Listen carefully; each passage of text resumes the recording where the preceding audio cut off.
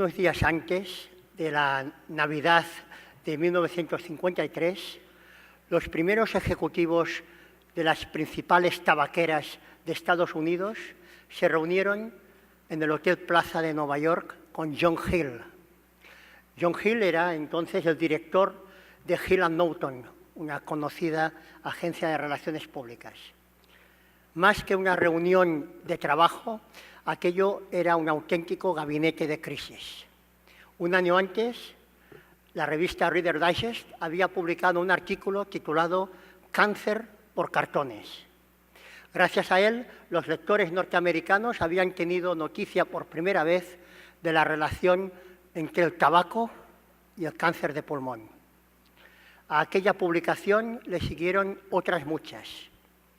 La industria del tabaco se enfrentaba al desafío más serio de su historia y reaccionó. Vaya, se reaccionó. En un reportaje reciente, el periódico Financial Times desgranó el plan de comunicación que John Hill diseñó para que los fabricantes de cigarrillos pudieran superar aquella amenaza existencial. Aún hoy, esa estrategia se sigue estudiando en las mejores escuelas de negocio del mundo.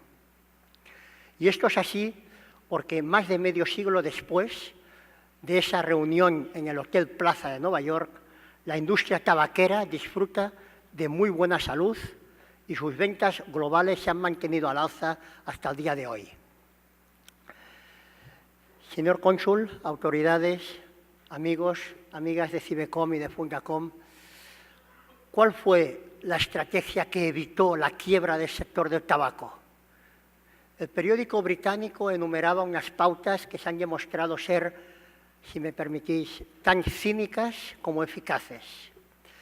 En primer lugar, cuando aparece un problema serio de reputación, conviene mostrarse sensible ante él y compartir la preocupación con el público.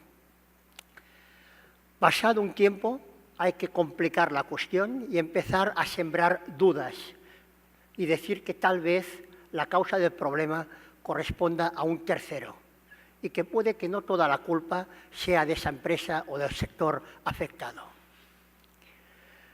El tercer paso es contraatacar, impugnar y cuestionar las informaciones que van en contra del propio interés y dar igual valor a estudios rigurosos que a estudios que no lo son tanto, porque en el fondo el público da el mismo crédito a las fuentes que no conoce.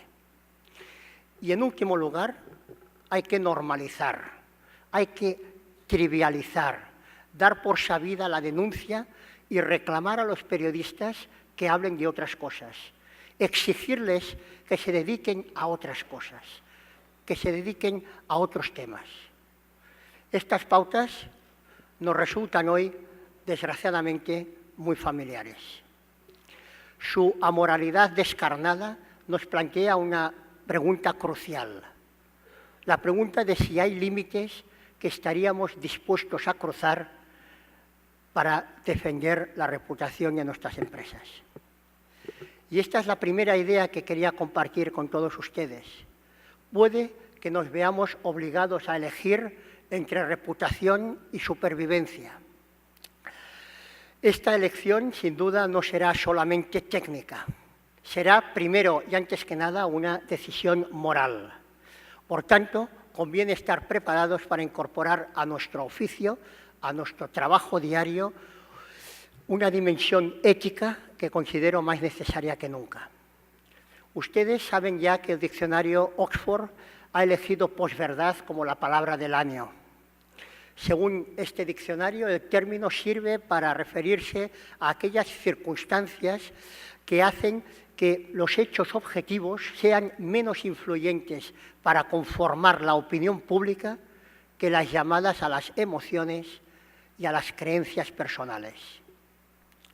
Pues bien, hace 2500 años, en su tratado sobre retórica, Aristóteles dijo que la comunicación eficaz es fruto de un equilibrio muy frágil, un equilibrio muy delicado entre tres componentes. El primero de ellos es la lógica propia del discurso. Es decir, los argumentos y la consistencia de estos argumentos que se dan para que el razonamiento que se expone sea convincente. En segundo lugar, la credibilidad del que habla, del orador, su fuente de autoridad, lo que le da legitimidad y que deriva de una intención, la intención de persuadir, pero atención, de persuadir con hechos y con argumentos. Y el tercero es la empatía entre el hablante y el oyente. Y este es, permitidme, el terreno de las emociones, el terreno de los sentimientos. Este tercer componente es el más delicado. Este tercer componente es el que con más facilidad hace que intentemos ver los hechos no como son, sino como nos gustaría que fueran. Según Aristóteles, insisto, hace 2500 años, la retórica es un arte neutral. Bien empleada, es un instrumento para el conocimiento y para la justicia. Pero cuando se inclina de manera intencionada hacia el tercero de los componentes, hacia el terreno de las emociones, entonces se pone al servicio de la demagogia. Y ya no se trata de herramientas que usamos, sino de qué uso hagamos de ellas. Por tanto, me van a permitir que corrija la definición del diccionario de Oxford. La posverdad no consiste en dar forma a la opinión pública mediante emociones. Eso ha ocurrido siempre, desde el inicio del lenguaje humano. Eso ha pasado siempre en la vida. Se trata de emplear emociones para configurar una opinión pública alejada de la verdad. Eso es la posverdad, no la utilización de emociones, sino cuando voluntariamente se intenta alejar la comunicación de la verdad. Dejémoslo claro desde el principio, la verdad y la posverdad son conceptos antagónicos. Apelar a la emoción para construir una imagen falsa de la realidad es un rasgo de la posverdad tan sobresaliente como inaceptable. Y este componente ético, que el diccionario de Oxford omite voluntariamente, es el que considero central para entender qué está pasando en nuestros días. ¿Por qué es posible inclinar la opinión pública tergiversando los hechos y apelando a las emociones? La explicación que les propongo esta mañana contempla dos tipos de razones. Razones que voy a llamar externas e internas. Las razones externas tienen que ver con lo que se interpone siempre entre nosotros y la realidad. Es posible que algunos de ustedes recuerden una polémica que hubo en los mass media de Estados Unidos hace tan solo un par de meses. La Casa Blanca y los medios afines a la Casa Blanca y al nuevo presidente sostuvieron que la ceremonia de su proclamación había sido la más concurrida de la historia. Otros medios presentaron una imagen que muy pronto se viralizó y donde se veían dos fotografías del público congregado en el National Mall, en el frente del Capitolio, en las respectivas proclamaciones del presidente Obama en el 2008 y del presidente Trump hace 2 o 3 meses, en enero. Había mucha más gente en la proclamación de Obama que en la de Trump y, sin embargo, esas fotos no consiguieron cambiar a nadie de opinión. Para los votantes de Trump y para todo su equipo, las fuentes que publicaron el montaje no eran fiables. Para estas personas, el New York Times, el Washington Post o la CNN eran una fábrica de fake news. En cambio, para los lectores de estas tres cabeceras y para sus redacciones, otros medios como Breitbart o Fox News o New York Post, esas eran las verdaderas factorías de fake news. ¿Cómo es posible una divergencia tan acusada en el modo de percibir unos mismos hechos? Todos accedemos a una parte importante de la realidad por medio de terceros, Por lo tanto, es necesario, lo necesitamos cada día, confiar en los demás para conocer el mundo y todo aquello que nos rodea. En caso contrario, nuestro universo sería, naturalmente, un universo estrecho, un universo muy miserable. Por tanto, una primera razón externa a cada uno de nosotros y que permite que aparezca la posverdad es que no tenemos ni tendremos nunca acceso directo a una buena parte de la realidad, sino que solo tendremos acceso a través de aquellos en quien confiamos.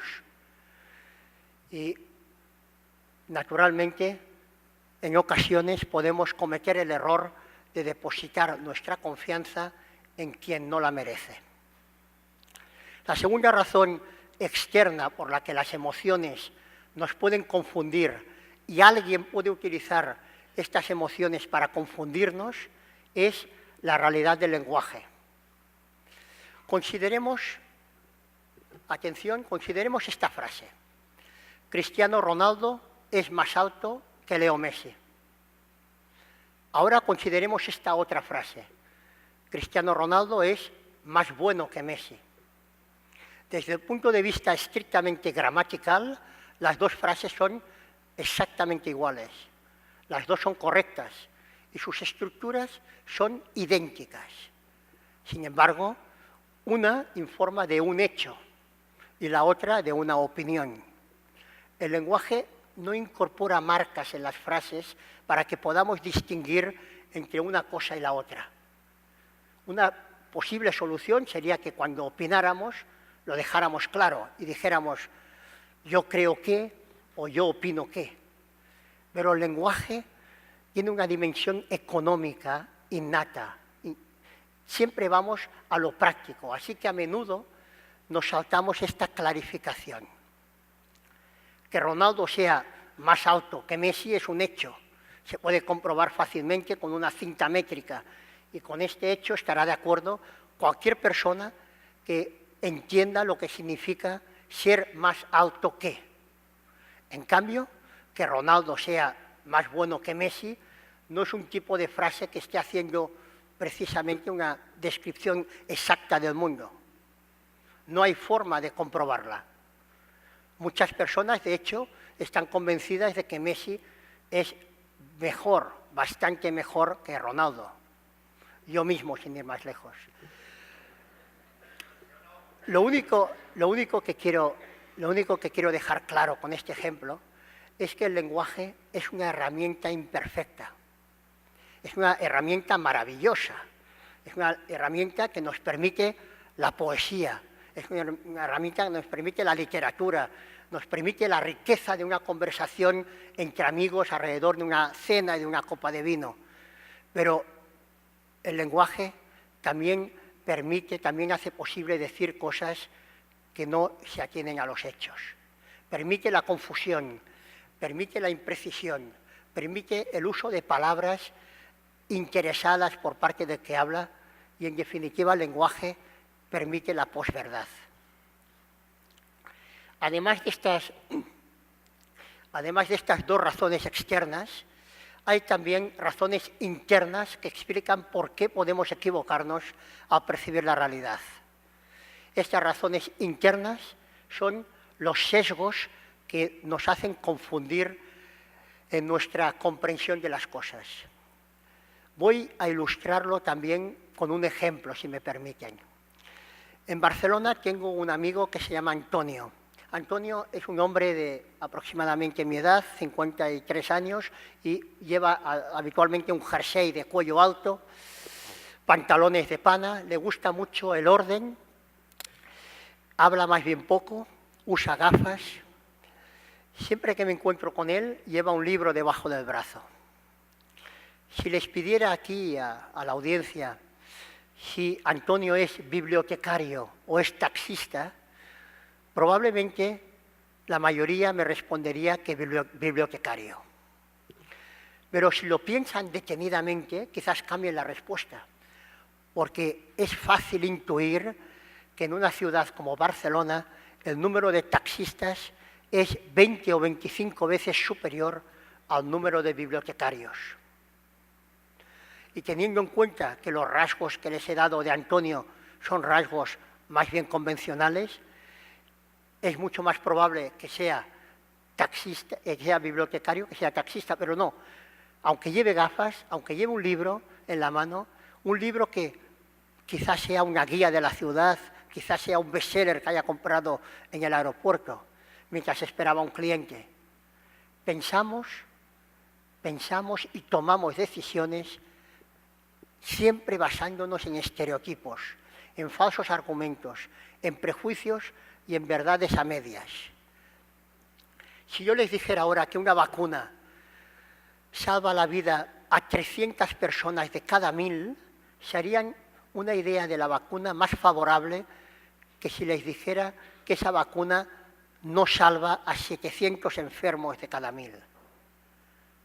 Incluso personas muy inteligentes son proclives a pensar de manera irracional. En general, todos tendemos a establecer juicios basándonos en la intuición, más en la intuición que en la razón. Los científicos han enumerado unos 200 sesgos de nuestro razonamiento que nos confunden a cada momento para interpretar el mundo. Y es precisamente cada uno de estos sesgos los que funcionan como puertas de acceso a las prácticas de posverdad. Accedemos a la realidad a través de terceros. El lenguaje, como hemos dicho también, es impreciso y confunde. Y nuestra comprensión de las cosas está condicionada por sesgos que no controlamos. Pero a pesar de estos tres elementos, a pesar de todo esto, la realidad no está sujeta a interpretaciones. Los hechos son los hechos. No dependen de nuestras creencias ni tampoco de nuestros intereses. Quizás estamos hoy en épocas de posverdad porque un día decidimos que todo era relativo, porque un día decidimos que era mejor dejar de creer en la verdad. Dijimos que la verdad no existe y ahora ésta se ha vengado de nosotros enviándonos un sucedáneo que es a su vez un sarcasmo. La verdad y la posverdad, en definitiva, son conceptos eminentemente morales. Hemos hablado hasta ahora de posverdad. La segunda parte de mi exposición tiene que ver con la reputación. Y voy a tratar de responder a dos preguntas. La primera, ¿es realmente importante gestionar nuestra reputación? Y la segunda, ¿cómo se gestiona la reputación en tiempos de posverdad? Empecemos por la primera. ¿Es realmente importante gestionar nuestra reputación? No necesariamente. Hay varias razones que, cuando menos, deberían hacernos pensar sobre el verdadero alcance de la reputación de nuestras compañías. En primer lugar, debemos tener en cuenta que la reputación no nos pertenece. No olvidemos esto. La reputación no nos pertenece. La reputación la tenemos porque nos la dan, pero no es nuestra. Aquí, una vez más, el lenguaje nos juega una mala pasada. Fijaros que siempre decimos que la reputación se tiene. Esta empresa tiene una muy buena reputación o esta otra empresa tiene una reputación terrible. Y sin embargo, la reputación es siempre lo que los demás dicen de nosotros. El hecho de que la reputación en realidad no nos pertenezca hace que sea mucho más difícil trabajar sobre ella. La reputación también puede significar una cosa y su contraria a la vez. Una empresa de vuelos low cost puede tener la reputación de ser la compañía aérea más barata, lo cual es muy bueno, pero tiene también la reputación quizá de ser una compañía impuntual, lo cual es malo. Pero si el público considera que es más importante el precio que la puntualidad, entonces esa empresa tendrá posibilidades de salir adelante, aunque sus clientes la desprecien. El mundo está lleno de empresas que son ejemplos como este, en los que la reputación y el favor del público parecen ir por caminos distintos. A pesar del escándalo de las emisiones, Volkswagen ha vendido en 2016 más coches que nunca. A pesar del vertido de crudo en el Golfo de México, BP no vio disminuir nunca su volumen de negocio. Y es que perder la reputación, sea esta buena o mala, cuesta más de lo que pensamos. Y esto es así porque a nadie le gusta reconocer que se ha equivocado. Warren Buffett, muchos de vosotros lo recordaréis, dijo una vez que ganarse una buena reputación cuesta 20 años, pero bastan 5 minutos para arruinarla. Aunque tengo una gran admiración por el señor Buffett, creo que en este caso, en esta cita, se equivoca. La reputación es resiliente por naturaleza, para bien y para mal, para la buena reputación y para la mala reputación.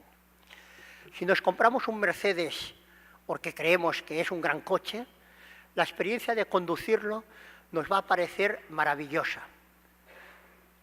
Quien se gasta $80.000 en un automóvil necesita creer que no ha cometido un error. Por eso, cada vez que alguien compra un Mercedes, la reputación de la marca se consolida cada vez más. Hasta aquí algunas razones por las cuales debemos ser, como mínimo, prudentes a la hora de plantearnos la gestión de nuestra reputación y cuidadosos a la hora de emplear el propio concepto de reputación.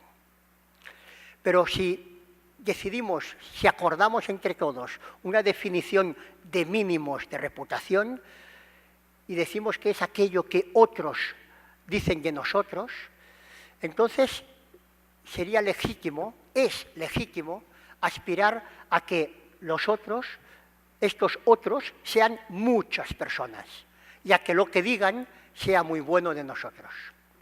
Voy a explicarles por qué. Antes me he referido a Aristóteles. Volvamos por un momento a Grecia. Kleos es un término que aparece muchas veces en la Ilíada. Y Kleos se ha traducido como reputación. También se ha traducido a veces como fama o como gloria. La gloria, el Kleos. El significado de Kleos tiene que ver con dos cosas principalmente. En primer lugar, con la reputación que se merece. Antes que nada, se merece por los hechos. Y así se explica en la Ilíada. En la Ilíada no existía la posverdad. La reputación, el Kleos, se merecía por unos hechos irrefutables, por hazañas, por gestas heroicas de los protagonistas de la epopeya. Pero los hechos no bastan. Lo que construye una buena reputación es que estos hechos se forjen, que estos hechos se recuerden, que estos hechos se canten, es decir, que se cuenten, es decir, que se comuniquen y que se admiren a lo largo del tiempo. Los héroes homéricos perseguían el Kleos, pero la fama, la gloria y la reputación tenían valor siempre porque se remitía a la realidad de los hechos, a estas gestas heroicas, a batallas concretas, a soluciones ingeniosas para salir victoriosos de los desafíos. Una reputación sin hechos era un sinsentido, un absurdo para el lenguaje griego. Igual que lo era pensar en una reputación sin que esos hechos se cantaran y sin que fueran objeto de admiración por el público. En nuestros tiempos, en los tiempos de posverdad, es fácil, sin embargo, caer en la tentación de considerar la buena reputación como un asset, como un activo puntual que cualquier empresa debería perseguir por sí mismo y conseguir por la vía rápida. Antes que un asset, quiero proponer que consideremos la reputación como un proxy, es decir, como una señal explícita, pero sobrevenida, de que estamos haciendo bien las cosas, que realmente estamos haciendo bien aquello que importa. Amigos y amigas, termino ya. El semanario The Economist publicó hace 5 años un artículo sobre reputación en el que se hacía referencia al filósofo y economista inglés John Stuart Mill. Stuart Mill argumentó en su autobiografía que la vía más directa hacia la felicidad era no hacer de ella un fin último, no estar pensando todo día en la felicidad, sino fijar la atención y el esfuerzo en otra cosa, en hacer bien aquello que en conciencia debíamos hacer bien. Este filósofo pensaba que la felicidad era el producto, la integral accidental del trabajo hacia un objetivo más valioso, que era hacer bien en conciencia aquello que teníamos que hacer bien. Igual que con la felicidad, en mi opinión, la mejor estrategia para gestionar la reputación es muy probablemente dedicar poco tiempo a pensar en ella. Estoy seguro que todos los expertos reunidos en este encuentro coincidiréis conmigo en este punto, porque en realidad es mucho más fácil trabajar sobre la reputación cuando se concentra una empresa en lo que es verdaderamente importante, que es cuidar a sus clientes, dándoles el mejor trato, ofreciéndoles el mejor servicio, los mejores productos, intentando mejorar la calidad cada día, disponer de la mejor plantilla y de los empleados más motivados, en innovar, en competir en el mercado con una honestidad en un marco ético de responsabilidad. Con una buena agencia de comunicación trabaja para cualquier empresa, sabe que cuando una compañía se dedica principalmente a trabajar bien para ofrecer bienes y servicios, lo demás viene solo. Es mucho más fácil trabajar con ella. Los tiempos de posverdad, creedme, los tiempos de posverdad pasarán y las empresas acabarán rindiendo cuentas no por la intensidad de sus relaciones públicas, sino por sus esfuerzos reales y comprometidos en servir bien a sus clientes. André Gide dejó escrito que hay que repetir una y otra vez las cosas importantes, porque cuando fueron dichas nadie escuchaba. Decir que la reputación no tiene atajos es, seguro, una verdad de sentido común. Es una verdad que ha sido formulada desde muy antiguo y de muy diversas maneras. Pero aún así, permitidme que antes que ninguna otra, esta sea la única pauta que contenga mi manual de urgencia para estos tiempos de posverdad. Muito obrigado, muchas gracias por su atención.